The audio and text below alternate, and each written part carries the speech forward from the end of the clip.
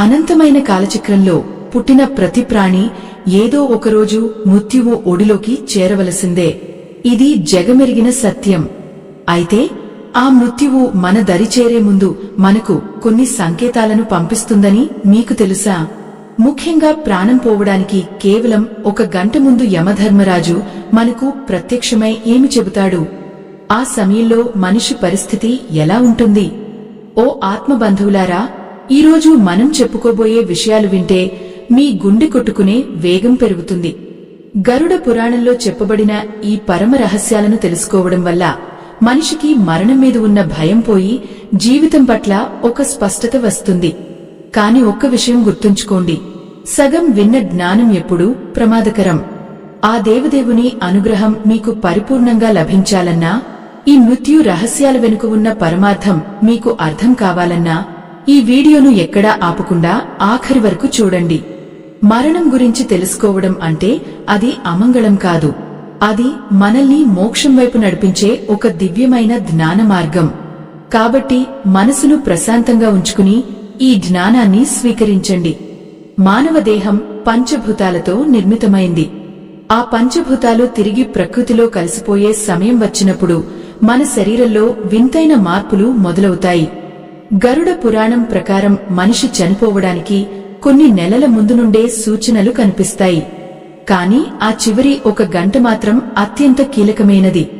ఆ సమయంలో మనిషికి తన చుట్టూ ఉన్నవారు మాట్లాడే మాటలు వినిపిస్తాయి కాని స్పందించే శక్తి ఉండదు.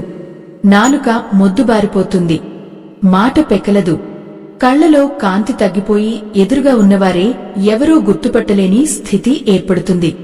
ఆ క్షణంలోనే యమధర్మరాజు పంపిన యమకింకరులు ఆ గదిలోకి ప్రవేశిస్తారు. మరణం దరిచేరినప్పుడు ఆ మనిషికి ఒక వింతైన కాంతి కనిపిస్తుంది. అది సాధారణ కళ్లకు కనిపించే వెలుగు కాదు. ఆ వెలుగులో తన జీవిత కాలంలో చేసిన పాప పుణ్యాలన్నీ ఒక సినిమా రంగులలాగా కళ్ల ముందు కదలాడుతుంటాయి. తాను చేసిన తప్పులు గుర్తుకు వచ్చి మనసు విలవలలాడుతుంది. కాని అప్పుడు ఏమీ చేయలేని నిస్సహాయత ఆత్మను ఆవహిస్తుంది. ఓ భక్తులారా, మరణం సమీపించినప్పుడు మనిషికి తన నీడ తనకే కనిపించదు. అద్దంలో తన ముఖాన్ని చూసుకున్నా అది స్పష్టంగా ఉండదు.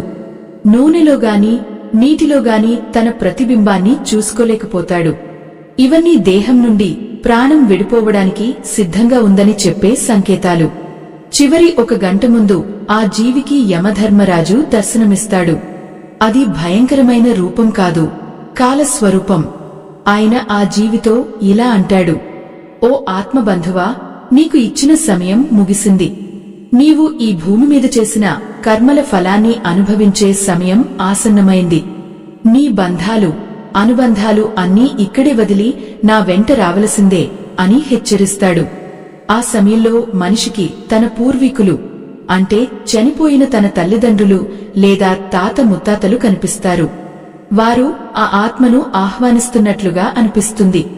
లోకానికి వారు కేవలం శూన్యాన్ని చూస్తున్నట్లు కనిపిస్తారు కాని ఆ మరణించే వ్యక్తి మాత్రం వారితో సంభాషించడానికి ప్రయత్నిస్తాడు. వాయువు లోపలికి వెళ్లడం ఆగిపోయి పైకి ఎగదన్నుతుంది. దీనినే మనం ఉచ్ఛ్వాస నిశ్వాసాల్లో మార్పు అంటాం. గొంతులో ఒక రకమైన శబ్దం మొదలవుతుంది.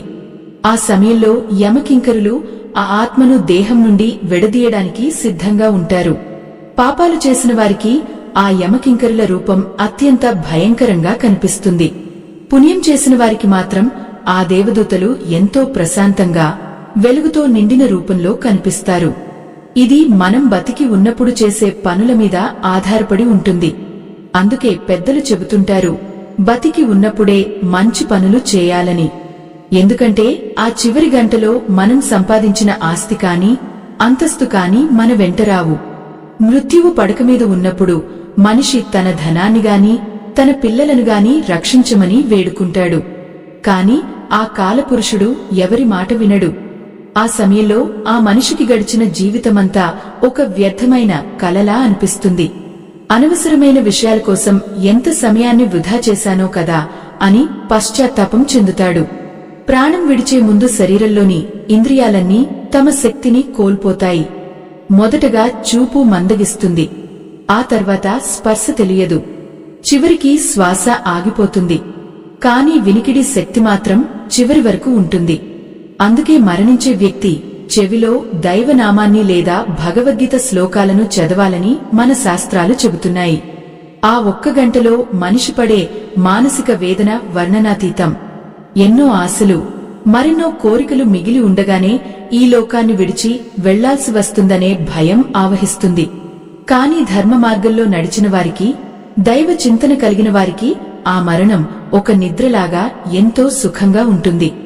వారికి యమధర్మరాజు ఒక మిత్రుడిలా కనిపిస్తాడు. ఆ మరణ ఘడియల్లో మనిషి శరీరం క్రమక్రమంగా తన పట్టును కోల్పోతుంది. కాళ్లు చేతులు చల్లబడిపోతాయి. మొట్టమొదటగా పాదాల నుండి జీవంపైకి సరడం మొదలవుతుంది. ఆ సమయంలో మనిషికి భూమి మీద ఉన్న ఆకర్షణ శక్తి తగ్గిపోతుంది. తన శరీరం తనకే భారంగా అనిపిస్తుంది. కళ్ళు పైకి తేలవేసి శూన్యంలోకి చూస్తుంటారు. అది కేవలం చూపు ఆగిపోవడం కాదు, ఆ కళ్లకు లోకానికి కనిపించని యమదూతలు కనిపిస్తుంటారు. ఓ ఆత్మబంధువులారా, గరుడ పురాణంలో చెప్పబడినట్లుగా ఆ సమయంలో మనిషికి తన ముక్కుకొన భాగం కూడా కనిపించదు. వెలుగును చూసినా అది చీకటిగానే తోస్తుంది. నక్షత్రాలుగాని సూర్యచంద్రులుగాని వారికి స్పష్టంగా గోచరించువు. ఎందుకంటే ఆత్మ తన ఇంద్రియాల నుండి విడిపోవడానికి సిద్ధమవుతోంది. ఆ సమయంలో యమధర్మరాజు స్వయంగా ఒక నల్లని నీడల ఆ గదిలో ఆవహిస్తాడు. ఆయన రాకతో గదిలోని ఉష్ణోగ్రత మారిపోతుంది. ప్రాణం పోవడానికి 60 నిమిషాల ముందు ఆ జీవికి ఒక రకమైన అశాంతి కలుగుతుంది. తాను చేసిన పాపాలన్నీ గుర్రాలలాగా తన మీదకు దూసుకొస్తున్నట్లు భయం వేస్తుంది. అబద్ధాలు ఆడిన నోరు, ఇతరులను దూషించిన నాలుక ఆ క్షణంలో గట్టిపడిపోతుంది. నీళ్లు తాగాలని ఉన్నా గొంతులో నుండి ఒక చుక్క నీరు కూడా లోపలికి వెళ్లదు. అది కర్మఫలం. ఆ సమయంలో పక్కన ఉన్న బంధువులు ఎంత ఏడ్చినా, ఎంత అరిచినా ఆ ధ్వని ఆ చెవులకు చేరదు. యమధర్మరాజు తన కాలపాసాన్ని చేతుబుని ఆ జీవిని చూస్తూ ఇలా అంటాడు: ఓ మనిషి, నీవు ఇన్నాళ్లు నా ఇల్లు, నా భార్య, నా పిల్లలు అని అనుకున్నావన్నీ ఇక్కడే ఆగిపోతాయి. నీవు సంపాదించిన బంగారము, వెండి ఏవీ నీ వెంటరావు. నీవు చేసిన ధర్మం మాత్రమే నీకు ఇప్పుడు దారి చూపిస్తుంది. నీ పాప పుణ్యాల లెక్కలు నా దగ్గర సిద్ధంగా ఉన్నాయి. పద, నీ ప్రయాణం మొదలైంది అని గంభీరమైన స్వరంతో చెబుతాడు. ఆ మాటలు విన్నప్పుడు ఆత్మ ఒక్కసారిగా ఉలిక్కిపడుతుంది. దేహం నుండి బయటకు రావడానికి ఆత్మ ఎంతగానో పోరాడుతుంది. కాని మృత్యువు పిలుపును కాదనడం ఎవరి తరం కాదు. ఆ సమయంలో ప్రాణం కంఠం దగ్గరకు చేరుతుంది. అక్కడ ఒక రకమైన శబ్దం పుడుతుంది. దానినే మనం మరణవేదన అంటాం. లోకానికి అది కేవలం ఒక శబ్దమే కాని ఆత్మ పడే వేదన వర్ణనాతీతం. ఆ క్షణంలో తన తప్పులను ఒప్పుకోవాలని అనుకున్నా వీలుపడదు. పురాణాల ప్రకారం ఎవరైతే తమ జీవితకాలంలో అన్నదానము, వస్త్రదానము చేసి ఉంటారో వారికి ఆ సమయంలో ఆకలి దప్పులు వేయవు. యమధర్మరాజు వారి పట్ల ఎంతో కరుణతో వ్యవహరిస్తాడు. కాని ఎవరినైతే మోసం చేసి ఇతరుల సొమ్మును అపహరించారో వారికి మాత్రం ఆ గంట నరక యాతనలా ఉంటుంది. వారిని యమకింకరులు పదునైన ఆయుధాలతో పొడుస్తున్నట్లుగా భ్రమ కలుగుతుంది. భయం వల్ల ఆ మనిషి దేహం నుండి మలమూత్రాలు విసర్జించబడతాయి. ఆ మరణశయ్య మీద ఉన్న వ్యక్తికి తన గత జన్మల స్మృతి కూడా కలుగుతుందని గరుడ పురాణం చెబుతోంది. తాను ఎక్కడ పుట్టాడు, ఎన్ని జన్మలు ఎత్తాడు, ఈ జన్మలో చేసిన పొరపాట్లు ఏమిటి అనేవి ఒక్క క్షణంలో కళ్ల ముందు కదలాడతాయి. ఇదంతా యమధర్మరాజు చూపే కాల చిత్రపటం. ఆ సమయంలో ఆ మనిషికి తన సంపద మీద ఉన్న మోహం నశిస్తుంది. కేవలం భగవంతుడి నామస్మరణ మాత్రమే రక్షిస్తుందని ఆలస్యంగా గ్రహిస్తాడు. ఆఖరి నిమిషాల్లో ఆ వ్యక్తికి వింతైన గంధం వాసన వస్తుంది. అది యమలోకం నుండి వచ్చే వాసన. ఆ వాసనను పసిగట్టిన వెంటనే ఆ జీవి తన దేహాన్ని వదిలిపెట్టడానికి సిద్ధపడాలి. అప్పుడు యమధర్మరాజు తన పాశాన్ని ఆ జీవి మెడకు బిగిస్తాడు. అది భౌతికమైన తాడు కాదు, అది కర్మల బంధం. ఆ బంధం ఒకసారి బిగిస్తే ఇక తిరిగి రావడం అసాధ్యం. ఆ క్షణంలోనే ఆ మనిషి ప్రాణం పూర్తిగా గొంతులోకి వచ్చేస్తుంది. ఈ ప్రపంచంలో మనిషి ఏది శాశ్వతం అని అనుకుంటాడో అది కాదని తెలిసే సమయం అదే. యమధర్మరాజు ఆ మనిషికి తన అసలైన రూపాన్ని చూపుతాడు. పాపాత్ములకు ఆయన 1000 సూర్యుల వేడితో భయంకరంగా కనిపిస్తే, పుణ్యాత్ములకు మాత్రం వెన్నెల లాంటి చల్లదనంతో శాంత స్వరూపంగా కనిపిస్తాడు. ఆత్మ తన తదుపరి ప్రయాణం ఎటువైపు ఉంటుందో అప్పుడే అర్థం చేసుకుంటుంది. యమధర్మరాజు ఇచ్చే ఆ హెచ్చరిక ప్రతి మనిషికి ఒకేలా ఉండదు. ఎవరైతే దైవ చింతనలో ఉంటారో, ఎవరైతే నిత్యం ధర్మాన్ని ఆచరిస్తారో వారికి ఆ గంట పరమ ప్రశాంతంగా గడిచిపోతుంది. వారు ఆ మృత్యువును ఆహ్వానిస్తారు. కాని సంసార మోహంలో మునిగిపోయిన వారు మాత్రం ఆ ప్రాణాన్ని వదులుకోవడానికి సిద్ధపడక ఎంతగానో విలవలలాడతారు. వారి ఆర్తనాదాలు ఆ గదిలోనే ప్రతిధ్వనిస్తాయి. ఆ సమయంలో మనిషికి తన చేతులు, కాళ్లు కదిలించే శక్తి పూర్తిగా పోతుంది. చూపు స్థిరంగా ఒకే చోట ఆగిపోతుంది. కనుపాపలు తిరగడం ఆగిపోతాయి. ప్రాణం గుండె నుండి మెడ వరకు, మెడ నుండి కపాలం వరకు ప్రయాణిస్తుంది. ఆ సమయంలో యమధర్మరాజు ఆ జీవిని పిలుస్తూ, నీవు చేసిన సత్కర్మల ఫలితం నీకు దివ్యలోకాలను ప్రసాదిస్తుందని, లేదా నీవు చేసిన దుష్కర్మలు నిన్ను నరకానికి చేరుస్తాయని స్పష్టం చేస్తాడు. యమధర్మరాజు పలికే ఆ మాటలు ఆ మనిషికి మాత్రమే వినబడతాయి. చుట్టూ ఉన్నవారు కేవలం ఆ మనిషి పడే ఆయాసాన్ని మాత్రమే చూడగలరు. ఆత్మ పడే వేదనను కాని, అది పొందే జ్ఞానాన్ని కాని పక్కన ఉన్నవారు గ్రహించలేరు. అందుకే మరణం అనేది ప్రతి వ్యక్తికి ఒక వ్యక్తిగతమైన అనుభవం. ఆ ప్రయాణంలో ఎవరూ తోడురారు. కేవలం మనిషి చేసిన ధర్మం మాత్రమే తోడుగా నిలుస్తుంది. ప్రాణం దేహం నుండి విడిపోయే ముందు ఆ మనిషికి ఒక వింత అనుభూతి కలుగుతుంది. తన శరీరం గాలిలో తేలుతున్నట్లుగా అనిపిస్తుంది. ఆ సమయంలోనే యమదూతలు ఆత్మను సూక్ష్మ రూపంలోకి మారుస్తారు. దేహం జడ పదార్థంలా పడి ఉంటుంది. ఆ మనిషి తన దేహాన్ని తానే చూసుకుంటాడు. పక్కన ఉన్నవారు ఏడుస్తుంటే తాను మాట్లాడాలని ప్రయత్నిస్తాడు. కాని అప్పటికే ఆ ఆత్మకు ఆ భౌతిక శరీరానికి ఉన్న బంధం తెగిపోయి ఉంటుంది. ఆ బంధం తెగిపోయిన మరుక్షణమే ఆత్మకు ఒక రకమైన శూన్యం ఆవహిస్తుంది. ఇన్నాళ్లు తాను అనుకున్న దేహం నిశ్చలంగా పడి ఉండటం చూసి ఆ ఆత్మ దిగ్భ్రాంతికి లోనవుతుంది. పక్కనే తన ఆత్మీయులు, కన్నబెడ్డలు, జీవిత భాగస్వామి గుండెల విసేలా ఏడుస్తుంటే వారిని ఓదార్చాలని ఆ ఆత్మ ప్రయత్నిస్తుంది. వారి భుజం తట్టి నేను ఇక్కడే ఉన్నాను, ఏడవకండి అని చెప్పాలని చూస్తుంది. కాని చిత్రమేమిటంటే ఆత్మకు స్పర్శ ఉండదు. అది వారిని తాకలేదు, వారిని పలవలేదు. ఆత్మ చేసే ప్రయత్నాలన్నీ గాలిలో కలిసిపోతుంటాయి. ఆ నిస్సహాయత మనిషికి కలిగే మొదటి నరక యాతన అని గరుడ పురాణం చెబుతోంది. ఓ ఆత్మ బంధువులారా, ఆ సమయంలో యమధర్మరాజు పంపిన 2 కింకరులు ఆ ఆత్మ ఎదుట నిలబడతారు. వారి రూపం మిక్కిలి భయంకరంగా ఉంటుంది. ఎర్రటి కళ్ళు, పైకి లేచిన జుట్టు, చేతిలో కాలపాసం పట్టుకుని వారు ఆ జీవిని చూస్తుంటారు. వారు ఆ ఆత్మను ఉద్దేశించి, ఓ జీవుడా, నీ భూలోక యాత్ర ముగిసింది. నీవు చేసిన సత్కర్మల కన్నా దుష్కర్మలే అధికంగా ఉన్నాయి. కాబట్టి వెంటనే మాతో రావాలి అని ఆజ్ఞాపిస్తారు. ఆ మాటలు విన్నప్పుడు ఆ ఆత్మకు ప్రాణం లేని దేహం మీద మమకారం మరింత పెరుగుతుంది. తిరిగి ఆ శరీరంలోకి ప్రవేశించాలని విఫల ప్రయత్నం చేస్తుంది. కాని ఆ ప్రాణనాళం ఇప్పటికే తెగిపోయి ఉండటంతో అది సాధ్యపడదు. ఆ క్షణంలోనే ఆ ఆత్మ అంగుష్ఠమాత్ర పరిమాణంలోకి, అంటే ఒక బొటనవేలు అంత పరిమాణంలోకి మారిపోతుంది. దీనినే సూక్ష్మ శరీరం అంటారు. యమకింకరులు ఆ సూక్ష్మ శరీరం మెడకు పాసాన్ని బిగించి ఈడ్చుకుంటూ తీసుకువెళతారు. ఆ ప్రయాణంలో ఆ ఆత్మ తన ఇంటిని, తన వారిని చూస్తూ వెనక్కి తిరిగి చూస్తుంది. ఆ సమయంలో దానికి దారి పొడవునా భయంకరమైన అరుపులు, వింతైన ధ్వనులు వినిపిస్తుంటాయి. యమధర్మరాజు ఆజ్ఞ ప్రకారం ఆత్మను ఒకసారి యమలోకానికి తీసుకువెళ్లి అక్కడ చిత్రగుప్తుడు రాసిన పాప పుణ్యాల చిట్టాను చూపించి తిరిగి తన ఇంటి వద్దకు తీసుకువస్తారు. ఇది కేవలం కొన్ని గంటల వ్యవధిలోనే జరుగుతుంది. భక్తులారా, యమధర్మరాజు ఆ సమయంలో ఆ ఆత్మతో ఒక రహస్యాన్ని చెబుతాడు. నీవు చేసిన దానధర్మాలు నీకు మార్గంలో నీడను ఇస్తాయి. నీవు చేసిన అన్నదానం నీ ఆకలిని తీరుస్తుంది. కాని నీవు ఎవరినైనా హింసించి ఉంటే ఆ హింసే నిన్ను వెంటాడుతుంది అని హెచ్చరిస్తాడు.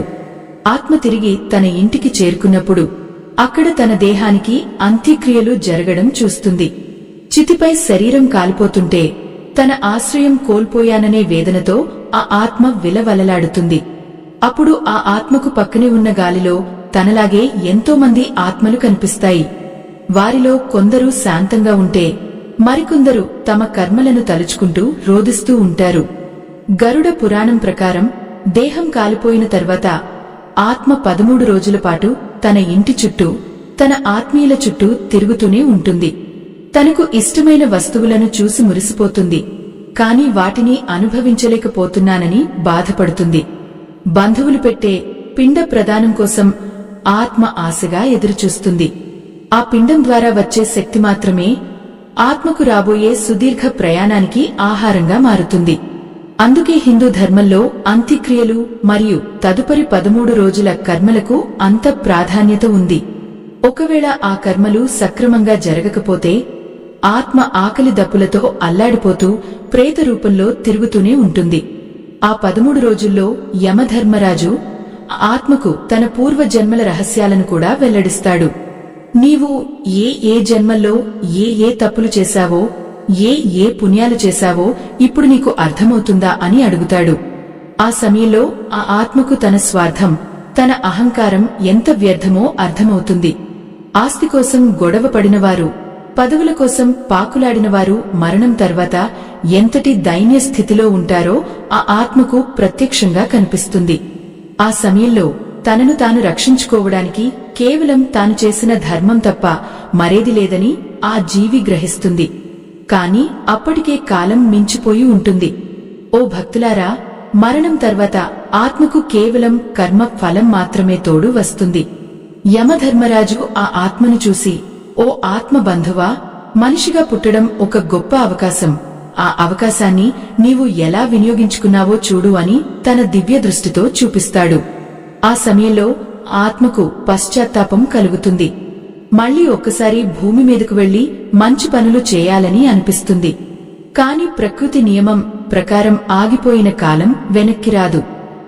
ఆత్మ తన 13 రోజుల బస ముగిసిన తర్వాత యమలోకానికి వెళ్లే సుదీర్ఘ ప్రయాణానికి సిద్ధం కావాల్సి ఉంటుంది. ఆ మార్గం ఎంత భయంకరంగా ఉంటుందో, ఎన్ని అడ్డంకులు ఉంటాయో తలుచుకుంటేనే ఆత్మ వణికిపోతుంది. యమధర్మరాజు పలికే ప్రతి మాట ఒక శాసనంలా ఉంటుంది. ఆయన ఆజ్ఞ మేరకే యమకింకరులు ఆ ఆత్మను ముందుకు నడిపిస్తారు. ఆ దారిలో వైతరిణి నది ప్రవహిస్తూ ఉంటుంది. ఆ నది దాటడం సామాన్యమైన విషయం కాదు. అది కేవలం పుణ్యాత్ములకు మాత్రమే సాధ్యమవుతుంది. పాపాత్ములకు ఆ నది రక్తం, చీము, ఎముకలతో నిండి భయంకరమైన వాసనతో కనిపిస్తుంది. ఆ నది ఒడ్డున నిలబడినప్పుడు ఆత్మకు తన జీవితంలో చేసిన గోదానం గుర్తుకు వస్తుంది. ఎవరైతే బతికి ఉన్నప్పుడు గోదానం చేస్తారో వారికి ఆ గోవు వచ్చి ఆ నదిని దాటించడంలో సహాయపడుతుంది. ఇది కథ కాదు, గరుడ పురాణం చెబుతున్న సత్యం. ఆ 13 రోజుల కాలంలో ఆత్మ తన బంధువుల ప్రవర్తనను కూడా గమనిస్తుంది.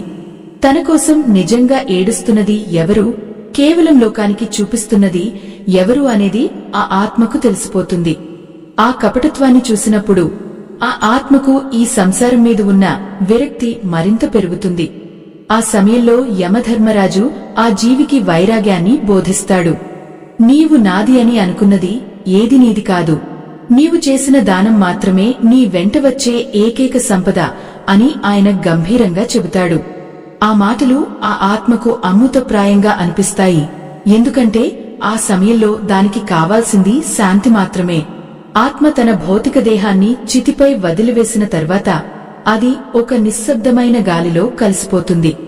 ఆ దేహం కాలి బూడిదవుతుంటే అప్పటి వరకు ఆ శరీరంతో ఉన్న మమకారం ఆ ఆత్మను వదలదు. ఇన్నాళ్లు నేను ఈ దేహమే అని భ్రమపడ్డాను కదా, ఇప్పుడు ఆ దేహం మట్టిలో కలిసిపోయింది, మరి నా ఉనికి ఏమిటి అని ఆ ఆత్మ తీవ్రంగా చింతిస్తుంది. యమకింకరులు ఆ ఆత్మను తమ అదుపులో ఉంచుకుని మరుసటి ప్రయాణానికి సిద్ధం చేస్తుంటారు. ఓ ఆత్మ బంధువులారా, ఆ 4వ రోజు నుండి ఆ ఆత్మకు ఒక కొత్త రూపం రావడం మొదలవుతుంది. దీనినే ప్రేత శరీరం అని గరుడ పురాణం చెబుతోంది. మనం పెట్టే పిండ ప్రదానాలు, ఇచ్చే తిల తర్పణాలు ఆ ఆత్మకు ఆహారంగా మారి ఆ సూక్ష్మ శరీరానికి అవయవాలను ఏర్పరుస్తాయి. మొదటి రోజున ఆత్మకు శిరస్సు ఏర్పడితే, రెండవ రోజున మెడ మరియు భుజాలు, మూడవ రోజున హృదయము, నాల్గవ రోజున ఉదరము ఏర్పడతాయి. ఇది వినడానికి ఆశ్చర్యంగా ఉన్నా ఇది సనాతన ధర్మం చెప్పిన పరమ సత్యం. ఆ సమయంలో ఆత్మ తన ఇంటి ఆవరణలోనే తిరుగుతూ ఉంటుంది. తన వారు చేసే ప్రతి పనిని గమనిస్తూ ఉంటుంది. ఎవరైనా తన గురించి చెడుగా మాట్లాడినా లేదా తన ఆస్తి కోసం గొడవ పడుతున్నా ఆత్మ ఎంతో క్షోభిస్తుంది. అప్పుడు యమధర్మరాజు ఆ ఆత్మకు జ్ఞానాన్ని ప్రసాదిస్తూ, ఓ జీవుడా, ఇప్పుడు చూడు, నీవు ఎవరికోసమైతే నీ జీవితాన్ని ధారపోసావో వారే ఇప్పుడు నిన్ను మర్చిపోయి వారి స్వార్థం చూసుకుంటున్నారు అని చెబుతాడు. ఆ సమయంలో ఆత్మకు తన జీవితంలో చేసిన దానధర్మాలు ఒక వెలుగులా కనిపిస్తాయి.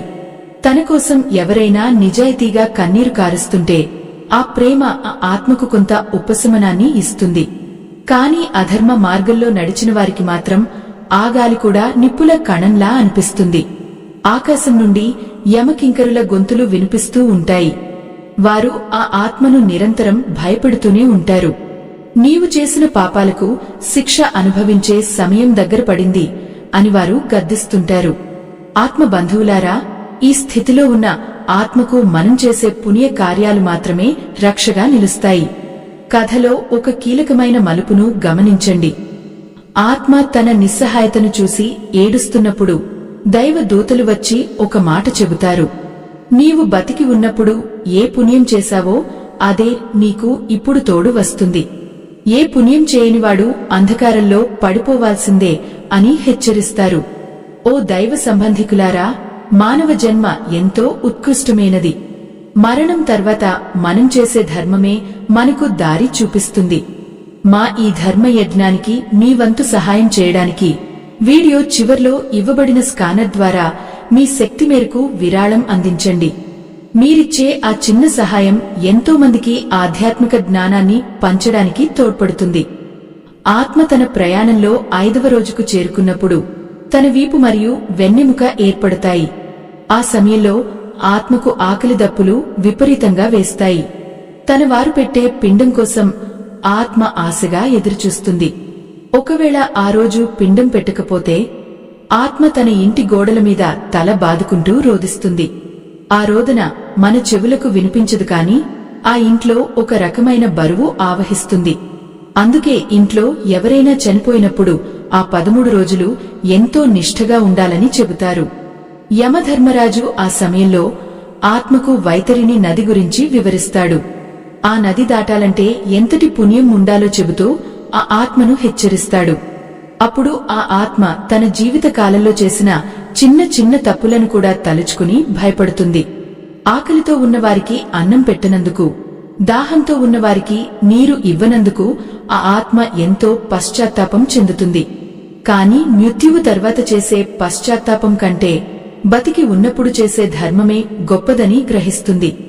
ఆ ఆత్మ తన చుట్టూ ఉన్న ప్రపంచాన్ని చూసి మురిసిపోవాలని అనుకుంటుంది. కాని అప్పటికే దానికి లోకంతో ఉన్న సంబంధం ఒక్కొక్కటిగా తెగిపోతూ ఉంటుంది. తన బట్టలు, తన వస్తువులు ఇతరులు వాడుతుంటే ఆత్మకు ఒక రకమైన ఆవేదన కలుగుతుంది. ఇవన్నీ నావి కదా, వీరు ఎలా తీసుకుంటారు అని అనుకుంటుంది. కాని యమకింకరులు ఆ ఆత్మను వెక్కిరిస్తూ, ఇక్కడ ఏది నీది కాదు, నీ దేహమే నీది కానప్పుడు ఇక ఈ వస్తువులు నీకెందుకు అని ప్రశ్నిస్తారు. ఆ సమయంలో ఆత్మకు ఆధ్యాత్మిక జ్ఞానం బోధపడుతుంది. తాను ఇన్నాళ్లు మాయలో బతికాను అని అర్థం చేసుకుంటుంది. సంపాదన వెనుక పడి సత్యమైన దైవాన్ని మర్చిపోయాను అని వాపోతుంది. యమధర్మరాజు ఆ ఆత్మను చూసి, ఓ ఆత్మ బంధువా, ఇప్పటికైనా మించిపోయింది లేదు. నీవు చేసిన సత్కర్మల ఫలితాన్ని నేను నీకు ప్రసాదిస్తాను అని కొంత ఊరట ఇస్తాడు. ప్రతి మనిషి తన అంతిమ ప్రయాణం గురించి ఆలోచిస్తే ఈ లోకంలో హింస, ద్వేషం ఉండవని ఆ ఆత్మకు అప్పుడు స్పష్టమవుతుంది. ఆత్మకు పక్కనే ఉన్న గాలిలో ఎన్నో పిశాచ రూపాలు కనిపిస్తాయి. అవి తగిన కర్మలు చేయని వారి ఆత్మలు. అవి ఆహారం కోసం అల్లాడుతుంటాయి. ఆ రూపాలను చూసినప్పుడు ఆ ఆత్మకు మరింత భయం వేస్తుంది. తన గతి కూడా అలానే అవుతుందేమో అని వణికిపోతుంది. కాని ఆ ఇంట్లో ఎవరైనా నిత్యం భగవద్గీత పఠిస్తుంటే లేదా విష్ణు సహస్ర నామాలు చదువుతుంటే ఆ ధ్వని తరంగాలు ఆ ఆత్మకు ఒక రక్షణ కవచంలా మారుతాయి. ఆ శబ్దానికి యమకింకరులు కూడా కొంత దూరం జరుగుతారు. భక్తులారా, ఈ ప్రయాణం ఇక్కడితో ముగియదు. ఆత్మ తన 8వ రోజుకు చేరుకునేసరికి తన గుహ్య భాగాలు మరియు ఇతర అవయవాలు ఏర్పడతాయి. ఆ శరీర నిర్మాణ ప్రక్రియ ఎంతో వేదనతో కూడుకున్నది.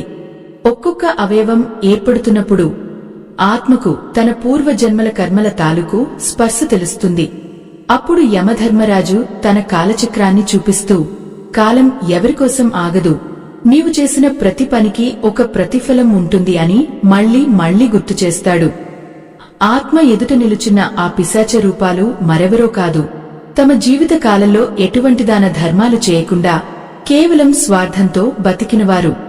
వారిని చూసినప్పుడు ఆత్మకు ఒక గొప్ప సత్యం అర్థమవుతుంది. ఈ ప్రపంచంలో మనం కూడబెట్టిన సంపద మనల్ని రక్షించదు, సదా మనం చేసిన పుణ్యమే మనకు కవచంలా నిలుస్తుందని గ్రహిస్తుంది. యమధర్మరాజు తన గంభీరమైన స్వరంతో ఆ ఆత్మను ఉద్దేశించి, ఓ జీవుడా, ఈ పిశాచ గణాలు చూడు, వీరు కూడా ఒకప్పుడు నీలాగే మనుషులుగా పుట్టినవారే, కాని ధర్మాన్ని విస్మరించడం వల్ల నేడు ఇలా అల్లాడుతున్నారు అని చెబుతాడు. ఓ ఆత్మబంధువులారా, 5వ రోజు గడిచి 6వ రోజు ప్రవేశించినప్పుడు ఆత్మకు తన నరాలు, ఇతర అంతర్భాగాలు ఏర్పడతాయి. ఆ సమయంలో కలిగే నొప్పి వర్ణనాతీతం. ఒక పచ్చి మాంసం ముద్దను ముక్కలుగా కోస్తే ఎంతటి వేదన కలుగుతుందో ఆ సూక్ష్మ శరీరం ఏర్పడుతున్నప్పుడు ఆత్మ అంతటి బాధను అనుభవిస్తుంది. కాని ఆ బాధను పంచుకోవడానికి అక్కడ ఎవరూ ఉండరు. తనవారు పెట్టే నువ్వులు, నీళ్లు మాత్రమే ఆ సమయంలో ఆ ఆత్మకు అమృతంలా అనిపిస్తాయి. అందుకే ఆ 10 రోజుల కర్మలను ఎంతో భక్తితో నిర్వహించాలని మన పెద్దలు చెబుతుంటారు. 7వ రోజు వచ్చేసరికి ఆ ఆత్మకు పూర్తి స్థాయిలో చర్మం మరియు లోపలి అవయవాలు సిద్ధమవుతాయి. అప్పుడు ఆ ఆత్మ తన ఇంటిని ఒక్కసారి చుట్టివస్తుంది. తన గది, తన మంచం, తాను దాచుకున్న డబ్బులు ఉన్న చోటును చూసి కన్నీరు మున్నీరవుతుంది. అప్పటి వరకు తన కోసం ఏడ్చినవారు మెల్లగా మామూలు స్థితికి రావడం, పనులు చేసుకోవడం చూసి ఆ ఆత్మకు ఆశ్చర్యం కలుగుతుంది. మాయలో చిక్కుకున్న మానవ సంబంధాలు ఎంతటి స్వల్ప కాలపువో అప్పుడు దానికి స్పష్టమవుతుంది. యమధర్మరాజు ఆ ఆత్మ వెంటే ఉండి కాలం గాయాన్ని మాన్పుతుంది, కాని నీ కర్మ ఫలం మాత్రం నీతోనే ఉంటుంది అని హెచ్చరిస్తాడు. ఓ దైవ సంబంధికులారా, ఆత్మ తన 8వ రోజు ప్రయాణంలో ఉన్నప్పుడు ఒక వింతైన మార్పును గమనిస్తుంది. తన చుట్టూ ఉన్న గాలిలో దేవతల స్తోత్రాలు వినిపిస్తే ఆత్మకు ఎంతో శాంతి కలుగుతుంది. ఒకవేళ ఆ ఇంట్లో గొడవలు, ఆస్తి తగాదాలు జరుగుతుంటే ఆ ఆత్మకు నరక యాతన మొదలవుతుంది. ఆ సమయంలో ఆ ఆత్మ పడే ఆవేదన వల్ల ఆ ఇంటి మీద ఒక రకమైన అరిష్టం ఏర్పడుతుంది. అందుకే మరణం సంభవించిన ఇంట్లో ప్రశాంతతను నెలకొల్పడం ఎంతో ముఖ్యం. యమధర్మరాజు తన కాలచక్రాన్ని తిప్పుతూ, మనిషి తాను చేసిన పాపాలకు ఈ 10 రోజుల్లోనే సమాధానం చెప్పుకోవాల్సి ఉంటుందని అంటాడు. కథలో ఒక అత్యంత కీలకమైన మలుపును ఇప్పుడు గమనించండి. 9వ రోజు వచ్చేసరికి ఆ ఆత్మకు ఆకలి దప్పులు పతాక స్థాయికి చేరుతాయి. అప్పుడు ఆ ఆత్మకు ఒక దివ్యమైన కాంతి కనిపిస్తుంది. ఆ కాంతిలో తన ఇష్ట దైవం ప్రత్యక్షమైనట్లు అనిపిస్తుంది. కాని ఆ కాంతిని చేరుకోవడం అందరికీ సాధ్యం కాదు. కేవలం ఎవరైతే తమ జీవితంలో ఒకరిని ప్రేమించి ఆదుకుని ఉంటారో వారికి మాత్రమే ఆ కాంతి మార్గం సుగమం అవుతుంది. ఆ సమయంలో యమధర్మరాజు ఆ ఆత్మతో, నీవు చేసిన ఏ చిన్న సాయమైనా ఇప్పుడు నీకు 1000 రెట్లు తిరిగి వస్తుంది అని మాట ఇస్తాడు. భక్తులారా, ఈ లోకంలో మనం చేసే ప్రతి పనిని ఆ భగవంతుడు గమనిస్తూనే ఉంటాడు. మనం చేసే సాయం 10 మందికి వెలుగునిచ్చినప్పుడు మన అంతిమ ప్రయాణంలో ఆ వెలుగే మనకు దారి చూపిస్తుంది. మా ఈ ధర్మయజ్ఞానికి మీ వంతు సహాయం చేయడానికి వీడియో చివర్లో ఇవ్వబడిన స్కానర్ ద్వారా మీ శక్తి మేరకు విరాళం అందించండి. మీరిచ్చే ఆ విరాళం ఆధ్యాత్మిక జ్ఞానాన్ని ప్రతి ఇంటికి చేరవేయడానికి మాకు బలాన్ని ఇస్తుంది. ధర్మో రక్షతి రక్షితః అనే మాటను స్మరిస్తూ ఈ జ్ఞాన ప్రవాహంలో ముందుకు సాగండి. 10వ రోజు రాగానే ఆ ఆత్మకు పూర్తి స్థాయిలో ఆకలి తీరేలా మనం పిండ ప్రదానం చేస్తాం. ఆ రోజు ఆ ఆత్మ తన కుటుంబ సభ్యులందరినీ చివరిసారిగా చూసుకుంటుంది. ఆ సూక్ష్మ శరీరం ఇప్పుడు యమలోకానికి ప్రయాణించడానికి పూర్తిగా సిద్ధమే ఉంటుంది. యమకింకరులు ఆ ఆత్మను చూసి, ఓ జీవుడా, నీకు భూమి మీద ఉన్న గడువు ముగిసింది, ఇక పద అంటూ ముందుకు తోస్తారు.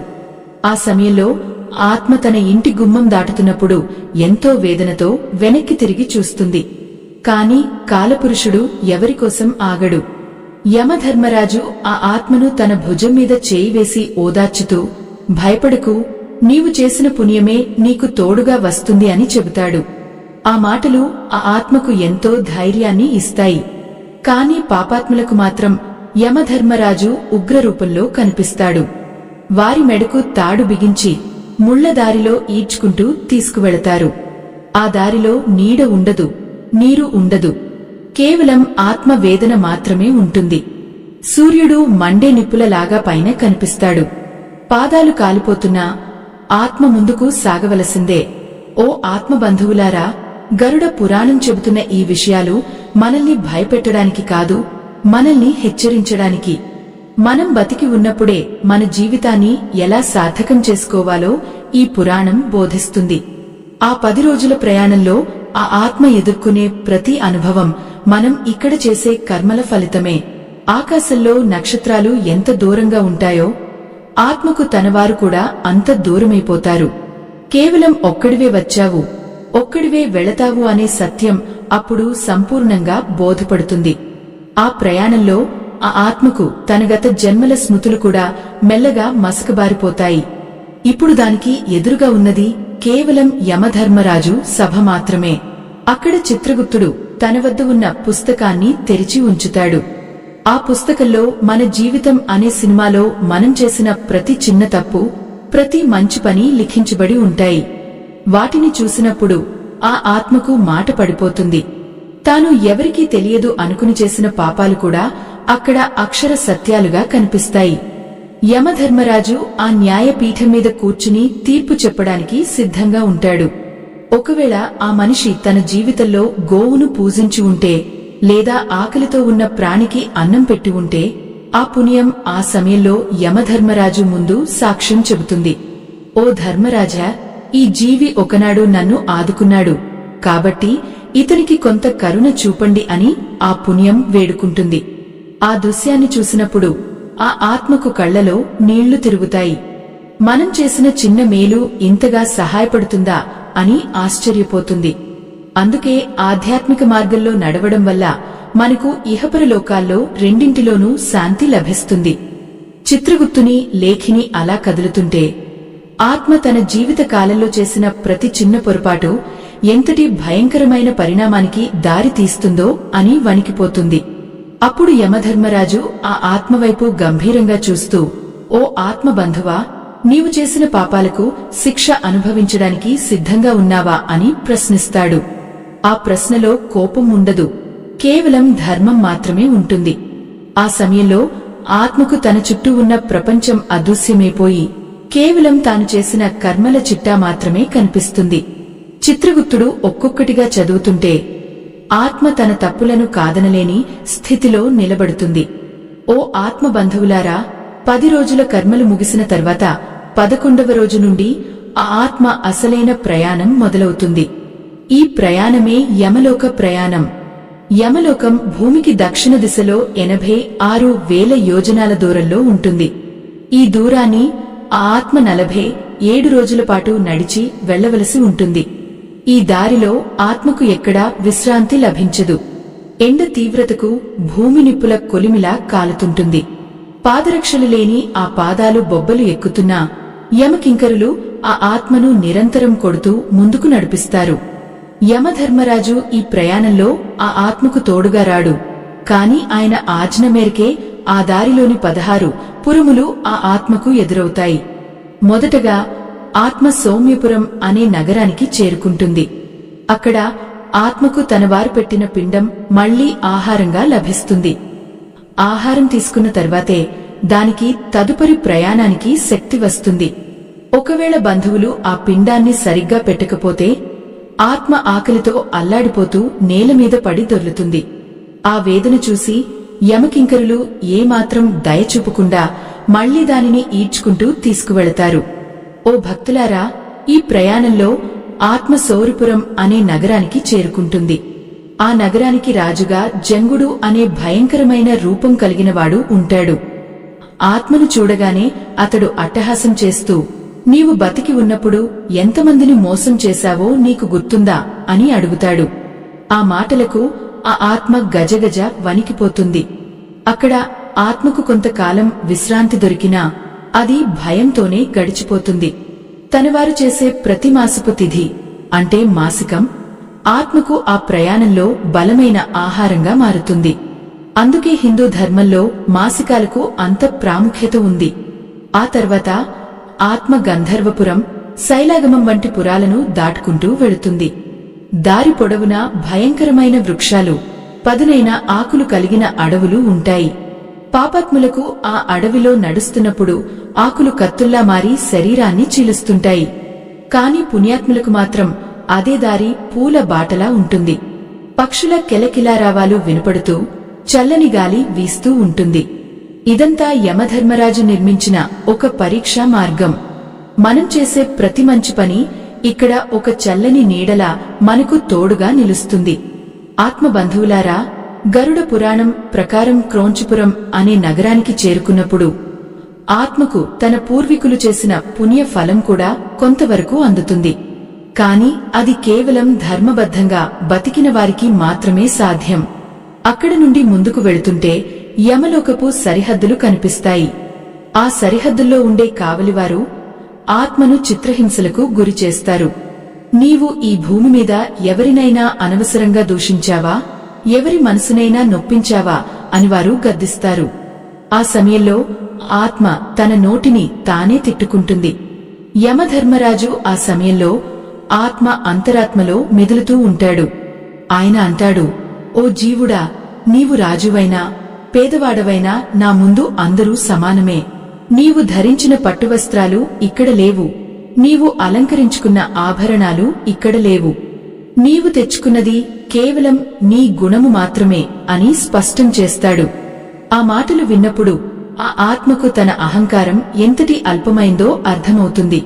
పశ్చాత్తాపంతో ఆ ఆత్మ కన్నీరు కారుస్తుంది. కాని ఆ కన్నీటిని తూడ్చేవారు అక్కడ ఎవరూ ఉండరు. ఆ ప్రయాణంలో 13వ పురమైన విచిత్ర నగరం చేరుకున్నప్పుడు ఆత్మకు వింతైన దృశ్యాలు కనిపిస్తాయి. అక్కడ ఆ ఆత్మకు తన జీవితంలో చేసిన విలాసాలు, వినోదాలు అన్నీ వ్యర్థంగా తోస్తాయి. తాను చేసిన విందులు, వినోదాల కోసం ఎంతటి పాపాన్ని మూటగట్టుకున్నానో అని వాపోతుంది. ఆకలితో ఉన్నవారికి ఒక ముద్ద అన్నం పెట్టి ఉంటే బాగుండేది కదా అని పరితపిస్తుంది. యమకింకరులు ఆ ఆత్మను చూసి, ఇప్పుడు ఏడిస్తే లాభం లేదు, సమయం ఉన్నప్పుడే సద్వినియోగం చేసుకోవాలి అని ఎద్దేవా చేస్తారు. యమలోక ప్రయాణం కేవలం శారీరక వేదన మాత్రమే కాదు, అది ఒక మానసిక శిక్ష కూడా. ఆత్మకు ప్రతిక్షణం తన కుటుంబం గుర్తుకు వస్తూనే ఉంటుంది. తన బిడ్డలు ఇప్పుడు ఏం చేస్తున్నారు, తన కోసం ఎవరైనా దీపం పెడుతున్నారా అని ఆరాటపడుతుంది. ఆ దీపపు వెలుగు ఆత్మకు ఆ చీకటి దారిలో కొంత కాంతిని ఇస్తుంది. అందుకే ఇంటి దగ్గర పెట్టే దీపం ఆత్మకు మార్గదర్శకంగా మారుతుంది. యమధర్మరాజు ఆ దీపాన్ని చూసి ఆ ఆత్మకు కొంత ఉపశమనం కలిగిస్తాడు. ఓ దైవ సంబంధికులారా, ఆత్మ తన ప్రయాణంలో బహుభీతి అనే నగరాన్ని చేరుకున్నప్పుడు అక్కడ యమధర్మరాజు సైన్యం కనిపిస్తుంది. వేల సంఖ్యలో ఉన్న కింకరులు ఆ ఆత్మను చుట్టుముడతారు. అది చూసి ఆ ఆత్మ మూర్ఛపోతుంది. కాని యమకింకరులు ఆ ఆత్మను మళ్లీ స్పృహలోకి తీసుకువచ్చి నడిపిస్తారు. అక్కడ ఉన్న కాలకుట విషంలాంటి వాతావరణం ఆ ఆత్మను ఉక్కిరిబిక్కిరి చేస్తుంది. తాను చేసిన ప్రతి అధర్మం ఒక పాములా మారి తనను చుట్టుకుంటున్నట్లు ఆ ఆత్మ భ్రమపడుతుంది. ఆఖరిగా ఆత్మ యమలోకపు ప్రధాన ద్వారం దగ్గరకు చేరుకుంటుంది. అక్కడ 2 భయంకరమైన కుక్కలు, శ్యామ మరియు శబల అనే పేరు గలవి కావలి ఉంటాయి. అవి ఆ ఆత్మవైపు గుర్రుమంటూ చూస్తాయి. ఎవరైతే తమ జీవితకాలంలో భూతదయ కలిగి ఉంటారో, కుక్కలకు గాని ఇతర జంతువులకు గాని ఆహారం పెడతారో వారికి ఆ కుక్కలు ఎటువంటి హాని చేయవు. కాని జంతువులను హింసించిన వారిని మాత్రం అవి ముక్కలు ముక్కలుగా కోస్తాయి. ఈ దృశ్యం చూసిన ఆత్మ ప్రాణభయంతో అల్లాడిపోతుంది. యమధర్మరాజు ఆ సభలో ఆసీనుడే ఉంటాడు. ఆత్మ ప్రవేశించగానే మొత్తం సభ నిశ్శబ్దంగా మారిపోతుంది. ఆత్మ తన తలదించుకుని ఆయన ముందు నిలబడుతుంది. ఇప్పుడు శిక్షాకాలం మొదలవుతుంది. ఈ శిక్షలు ఎలా ఉంటాయి, ఆత్మ ఎన్ని రకాల నరకాలను అనుభవిస్తుంది అనేది అత్యంత భయంకరమైన విషయం. కాని ఆ శిక్షల వెనుక ఉన్న ఉద్దేశం ఆత్మను శుద్ధి చేయడమే. పుటము వేసిన బంగారంలా ఆత్మ తన పాపాలను వదిలించుకుని తిరిగి ఏ రూపం ఎత్తుతుందో ఆ విధాత నిర్ణయిస్తాడు. ఆ యమధర్మరాజు సభలోకి ప్రవేశించగానే ఆత్మకు ఒక వింతైన నిశ్శబ్దం వినిపిస్తుంది. ఆ నిశ్శబ్దంలోనే తన జీవిత కాలంలో తాను చేసిన ప్రతి ఆలోచన, ప్రతి మాట ప్రతిధ్వనిస్తున్నట్లుగా అనిపిస్తుంది. అక్కడ 1000 మంది సూర్యుల ప్రకాశంతో సమానమైన కాంతితో యమధర్మరాజు ఆసీనుడే ఉంటాడు. ఆయన కళ్ళు అగ్నిగోళాల్లా మెరుస్తుంటాయి, కాని అందులో ఒక రకమైన ధర్మబద్ధమైన శాంతి కనిపిస్తుంది. ఆయన పక్కనే చిత్రగుప్తుడు తన వద్ద ఉన్న అగణితమైన పత్రాలను తిరగేస్తూ ఆత్మరాక కోసం వేచి చూస్తుంటాడు. ఓ ఆత్మబంధువులారా, ఆ సభలో ఉన్న 4 ద్వారాల గురించి గరుడ పురాణం ఎంతో అద్భుతంగా వివరిస్తుంది. తూర్పు ద్వారం ద్వారా పుణ్యాత్ములు, యోగులు ప్రవేశిస్తారు. పడమర ద్వారం ద్వారా దానశీలురు, ఉత్తర ద్వారం ద్వారా సత్యసంధులు లోపలికి వస్తారు. కాని దక్షిణం వైపు ఉన్న ఆ భయంకరమైన ద్వారం మాత్రం పాపాత్ముల కోసం ఉద్దేశించబడింది. ఆ ద్వారం గుండా వెళ్లే ఆత్మలు ముళ్ల బాటలో మండుతున్న నిప్పుల మీద నడుస్తూ రక్తం ఓడుతున్న శరీరంతో యమసభకు చేరుకుంటాయి. ఆ సమయంలో ఆత్మ పడే ఆర్తనాదాలు వింటే ఎటువంటి వారికైనా గుండె చెరువవుతుంది. యమధర్మరాజు ఆ ఆత్మను ఉద్దేశించి తన గంభీర స్వరంతో ఇలా అంటాడు: ఓ మనిషి, నీకు లభించిన ఆ 84 లక్షల జీవరాశులలో కెల్లా ఉత్తమమైన మానవ జన్మను నీవు ఎలా వినియోగించుకున్నావు? ఆకలితో ఉన్నవారికి ఒక ముద్ద అన్నం పెట్టావా? దాహంతో ఉన్నవారికి దోసెడు నీరు ఇచ్చావా? లేదా నీ స్వార్థం కోసం ఇతరుల జీవితాలను నాశనం చేశావా అని ప్రశ్నిస్తాడు. ఆ ప్రశ్నలకు సమాధానం చెప్పడానికి ఆ ఆత్మకు నోరు రాదు. ఎందుకంటే అక్కడ అబద్ధం ఆడటం అసాధ్యం. చిత్రగుప్తుడు ఒక్కొక్కటిగా ఆ ఆత్మ చేసిన పాపకృత్యాలను చదువుతుంటే ఆత్మ తన తలదించుకుని నిలబడుతుంది. భక్తులారా, ఆ సమయంలో యమధర్మరాజు తన కాలదండాన్ని నేలకేసి కొడతాడు. ఆ శబ్దానికి మొత్తం సభ వణికిపోతుంది. చిత్రగుప్తుడు ఆ ఆత్మ చేసిన పాపాల తీవ్రతను బట్టి ఏ నరకానికి పంపాలో నిర్ణయిస్తాడు. గరుడ పురాణం ప్రకారం 28 రకాల ప్రధాన నరకాలు ఉన్నాయి. ఒక్కొక్క పాపానికి ఒక్కొక్క రకమైన శిక్ష ఉంటుంది. ఉదాహరణకు, ఎవరైతే ఇతరుల భార్యలను లేదా భర్తలను మోహిస్తారో వారిని తామిశ్రం అనే నరకంలో వేసి భయంకరమైన యమదూతలు వారిని కొడుతుంటారు. ఆ నరకంలో గాఢాంధకారం ఉంటుంది. అక్కడ ఆత్మకు కంటి చూపు ఆనదు. కేవలం దెబ్బల నొప్పి మాత్రమే తెలుస్తుంది. మరికొన్ని నరకాలలో మండుతున్న నూనె కడాయిలు ఉంటాయి.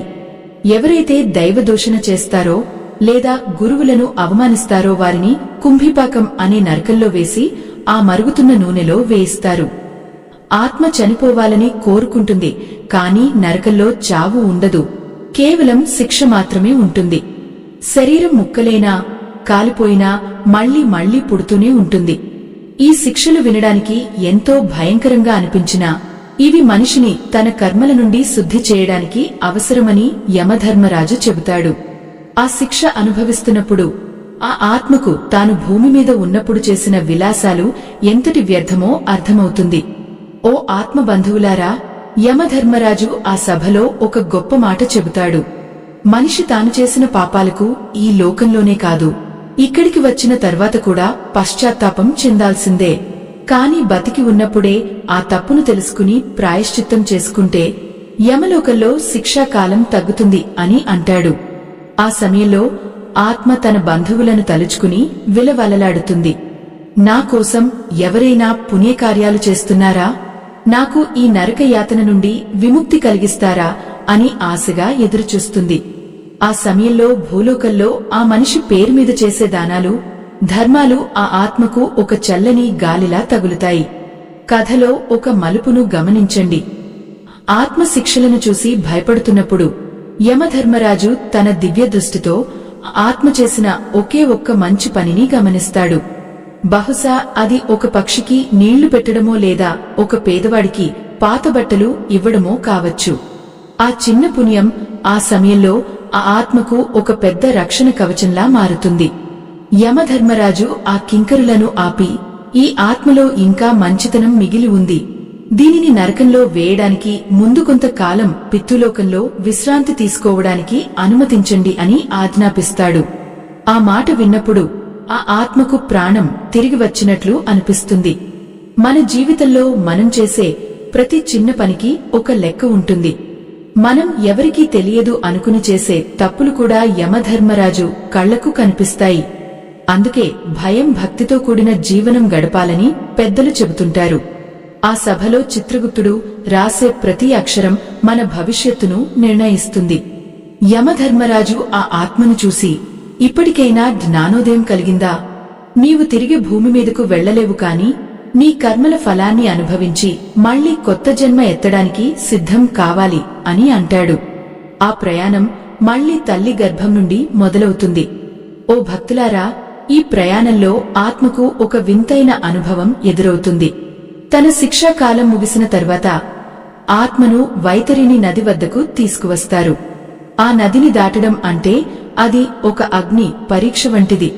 ఆ నదిలో పాములు, భయంకరమైన జలచరాలు ఉంటాయి. పాపాత్ములకు ఆ నది భయంకరంగా ఉంటే, పుణ్యాత్ములకు మాత్రం అది ఒక ప్రశాంతమైన ప్రవాహంలా కనిపిస్తుంది. యమధర్మరాజు ఆ నది ఒడ్డున నిలబడి ఆ ఆత్మను హెచ్చరిస్తూ, నీవు చేసిన గోదానం ఇప్పుడు నిన్ను రక్షిస్తుంది అని చెబుతాడు. ఒకవేళ గోదానం చేయని వారు ఆ నదిలో పడి కొట్టుకుపోతుంటారు. యమధర్మరాజు సభలో జరిగే ఈ న్యాయ విచారణ మనిషి అహంకారాన్ని అణచివేస్తుంది. అక్కడ ధనవంతుడికి ప్రత్యేక ఆసనం ఉండదు, పేదవాడికి తక్కువ చూపు ఉండదు. కేవలం గుణమే కొలమానం. ఆత్మ తన ప్రయాణంలో పొందిన జ్ఞానం వల్ల తన తదుపరి జన్మలో నైనా మంచిగా బతకాలని నిర్ణయించుకుంటుంది. కాని ప్రకృతి మాయ వల్ల మళ్లీ పుట్టినప్పుడు ఆ జ్ఞానం మరుగున పడిపోతుంది. అందుకే ఈ గరుడ పురాణ రహస్యాలను మనం బతికి ఉన్నప్పుడే పదే పదే మననం చేసుకోవాలి. అప్పుడే మనకు మృత్యువు పట్ల భయం పోయి ధర్మం పట్ల గౌరవం పెరుగుతుంది.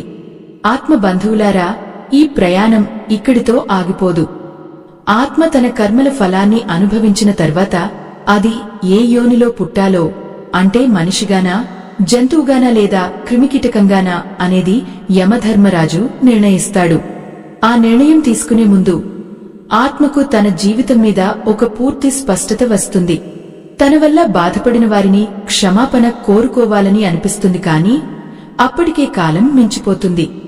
యమధర్మరాజు తన చేతిలోని ముద్రను ఆ ఆత్మ మీద వేయడంతో ఆత్మ తన తదుపరి గమ్యానికి బయలుదేరుతుంది. యమధర్మరాజు ఆ ముద్రను ఆ ఆత్మ మీద వేయగానే ఆ జీవికి తన తదుపరి ప్రయాణం పట్ల ఒక స్పష్టత వస్తుంది.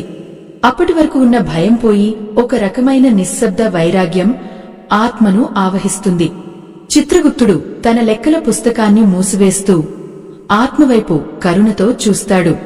ఓ ఆత్మబంధువా, నీవు చేసిన పాపాలకు తగిన ప్రాయశ్చిత్తం చేసుకున్నావు. ఇక నీవు నీ పుణ్య ఫలాన్ని అనుభవించే సమయం వచ్చింది అని పలికిన ఆ మాటలు ఆ గాలిలో ప్రతిధ్వనిస్తాయి. ఓ భక్తులారా, ఆ సమయంలో యమధర్మరాజు ఆ ఆత్మను తన దగ్గరకు పిలిచి ఒక గొప్ప సత్యాన్ని బోధిస్తాడు. మనిషి తన జీవితకాలంలో ఎన్నో ఆశలు, కోరికలతో బతుకుతాడు.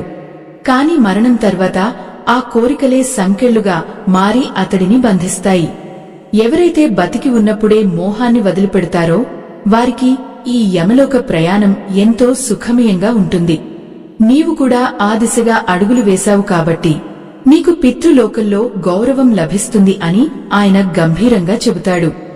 భూలోకంలో అప్పుడు సరిగ్గా 13వ రోజు ఉదయం అవుతుంది. ఆ ఆత్మ తన ఇంటి ఆవరణలో ఉన్న మర్రి చెట్టు మీదనో లేదా ఇంటి పైకప్పు మీదనో కూర్చుని తన వారిని చూస్తుంటుంది. ఆ రోజు జరిగే శుభ స్వీకారం వేడుకలో బంధువులందరూ కలిసి భోజనాలు చేస్తుంటారు. ఒకప్పుడు తన మరణానికి విలవెలలాడిన వారు కూడా ఇప్పుడు నవ్వుతూ పలకరించుకోవడం చూసి ఆ ఆత్మకు సంసారం అనేది ఒక మాయా నాటకం అని సంపూర్ణంగా అర్థమవుతుంది. ఆ 13వ రోజున బ్రాహ్మణులకు ఇచ్చే దానాలు, చేసే స్వయంపాకం ఆ ఆత్మకు ఒక దివ్యమైన శక్తిని ఇస్తాయి. ఆ శక్తి వల్ల ఆత్మకు ఉన్న ప్రేతత్వం పోయి పితృత్వం వస్తుంది. అంటే అప్పటి వరకు ప్రేత రూపంలో అల్లాడిన ఆ ఆత్మ ఇప్పుడు తన పూర్వీకులైన పితృ దేవతల వరుసలో చేరుతుంది. దీనినే సపిండీకరణం అని మన శాస్త్రాలు చెబుతున్నాయి. ఈ కర్మ పూర్తి కాగానే యమకింకరులు ఆ ఆత్మ మెడలోని పాశాన్ని తొలగించి దానిని గౌరవంగా పితృలోకానికి తీసుకువెళతారు. ఓ ఆత్మబంధువులారా, ఆ ప్రయాణంలో ఆత్మకు తన తాత ముత్తాతలు ఎదురవుతారు. వారు ఆ ఆత్మను ఎంతో ప్రేమతో ఆహ్వానిస్తారు. అప్పుడు ఆ ఆత్మకు కలిగే ఆనందం వర్ణనాతీతం. ఇన్నాళ్లు తాను పడ్డ వేదన అంతా ఒక్క క్షణంలో మర్చిపోతుంది. యమధర్మరాజు ఆ సభ నుండి సెలవు తీసుకుంటూ, ఓ జీవుడా, నీ పుణ్య ఫలం ముగిసే వరకు ఇక్కడే ఉండు. ఆ తర్వాత నీవు చేసిన కర్మలను బట్టి మళ్లీ ఉత్తమమైన జన్మను పొందుతావు అని ఆశీర్వదిస్తాడు. ఈ మంచి మాటలు వినే ముందు ఒక చిన్న విన్నపం.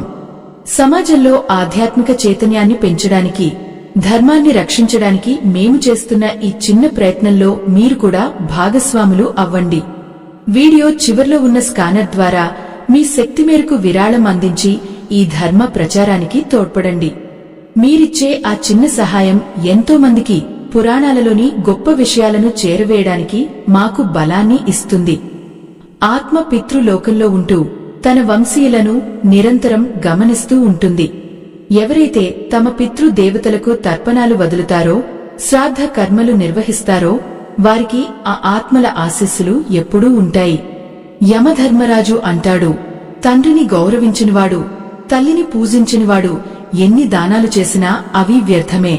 బతికి ఉన్నప్పుడు వారిని ఆదరించడమే అసలైన ధర్మం అని ఆయన నొక్కి చెబుతాడు. ఆ మాటలు విన్నప్పుడు ప్రతి ఆత్మ పశ్చాత్తాపంతో నిండిపోతుంది. గరుడ పురాణం ముగింపులో ఒక ముఖ్యమైన విషయం చెప్పబడింది. మనిషి మరణం తర్వాత పడే బాధల కంటే బతికి ఉన్నప్పుడు చేసే తప్పుల వల్ల కలిగే నష్టమే ఎక్కువ. కాలం ఎవరికోసం ఆగదు. ఈరోజు మనం చేసే ప్రతి పని రేపు మనకు మృత్యువు ముందు సాక్ష్యంగా నిలుస్తుంది. కాబట్టి ఓ భక్తులారా, ఈ క్షణం నుండి అయినా ద్వేషాన్ని వీడండి, అబద్ధాలకు దూరంగా ఉండండి, 10 మందికి సాయపడే గుణాన్ని అలవరుచుకోండి. యమధర్మరాజు ఆఖరిగా ఆత్మకు తన దివ్య స్వరూపాన్ని చూపిస్తూ, మృత్యువు అంటే అంతం కాదు, అది ఒక కొత్త ప్రారంభం అని చెబుతాడు. ఆత్మ నిత్యమైనది, అది చావదు. అది కేవలం బట్టలు మార్చినట్లు దేహాలను మారుస్తుంది. ఈ పరమ రహస్యాన్ని తెలుసుకున్నవాడు మృత్యువును చూసి భయపడడు. అతడు ఆ మృత్యువును ఒక మిత్రుడిలా ఆహ్వానిస్తాడు. ఆ స్థితిని పొందినప్పుడే మానవ జన్మ సార్థకం అవుతుంది. మీ అందరి జీవితాల్లో ఆ దైవకృప ఎల్లప్పుడూ ఉండాలని, మీరు ధర్మ మార్గంలో నడవాలని ఆకాంక్షిస్తున్నాను. మరణం పట్ల భయం కాకుండా జీవితం పట్ల బాధ్యతను పెంచుకోండి. ఆ యమధర్మరాజు మనకు ఇచ్చే ఒకే ఒక్క గంట సమయం మన జీవితాన్నే మార్చివేస్తుంది. ఆ గంటలో మన మనసు ప్రశాంతంగా ఉండాలంటే ఈరోజే మనం మంచి పనులు మొదలుపెట్టాలి. మీ అందరికీ ఆ శ్రీమన్నారాయణుని ఆశీస్సులు కలగాలని మనసారా కోరుకుంటున్నాను. శరీరం నశించినా ఆత్మ శాశ్వతమని, మనం చేసే ధర్మమే మనకు పరలోకంలో రక్ష అని గుర్తుంచుకోండి. ఈ కథను విన్న ప్రతి ఒక్కరికీ మోక్షమార్గం సుగమం కావాలని, మీ పితృ దేవతల ఆశీస్సులు మీకు లభించాలని ప్రార్థిస్తున్నాను. లోకా సమస్త సుఖినో భవంతు. మంగళం మహత్.